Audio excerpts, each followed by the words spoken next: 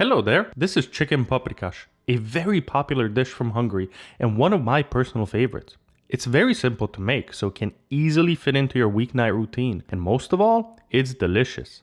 Let's get started. Traditionally, this recipe is made with chicken thighs with the bone in and drumsticks. Now, I personally prefer to use only chicken thighs as it simplifies my shopping list. And I like to remove the skin because I find that it adds too much fat. Now, don't worry though, you can still cook the skin and make something delicious so you don't have to throw it away. To begin the cooking process, grab a pan of your choice and heat it up before adding some oil. I use the olive oil. Now add the chicken thighs one by one to the pan and cook on medium heat until they develop a nice golden crust. This is an important step because that golden crust builds a lot of flavor. Oh, and always season your chicken with salt before cooking.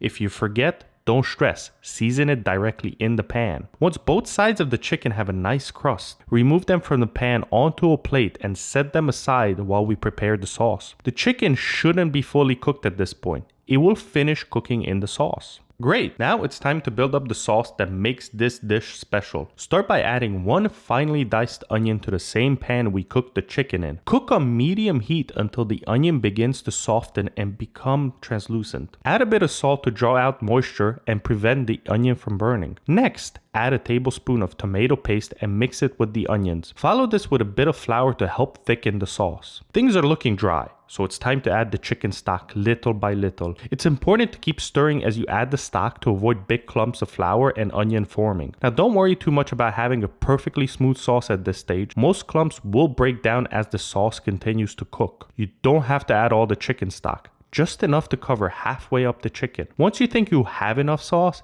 add the paprika. I like to add the paprika at this stage to avoid burning it, which can cause a bitter taste. And don't be shy. Add a lot of paprika. After all, you're making paprikash. Hungarian paprika is the best to use here, but if you don't have it, any sweet paprika will work just fine. Finish the sauce with a good crack of black pepper and a pinch of salt. It's now time to finish cooking the chicken. Take the plate of chicken we set aside earlier and add the pieces to the sauce, ensuring there's plenty of space between them. Don't overcrowd the pan as the chicken won't cook evenly. Cover the pan with a lid and cook on medium-low heat for about 30 minutes. You can use this time to prepare some potatoes or polenta to serve alongside the chicken. Once the chicken has had plenty of time braising in the sauce, carefully remove it from the pan onto a plate. This makes it easier to finish the sauce, but be careful, the chicken will be very tender and could easily fall apart. The sauce looks great to me, so all I need to do is add a good tablespoon of double cream. You can substitute this with sour cream if you prefer. Now if you want a thicker sauce, mix some flour with the double cream before adding it. To finish the dish, carefully add the chicken back to the pan. Be gentle when moving the chicken to prevent it from falling apart. Cook for another 5 minutes to allow the sauce to thicken a bit more if needed. Finally, the paprikash is ready,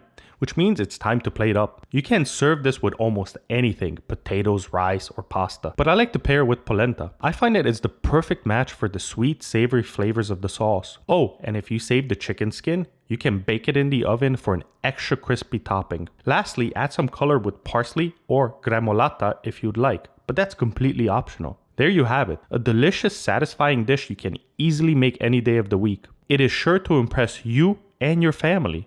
Let me know how it turns out for you.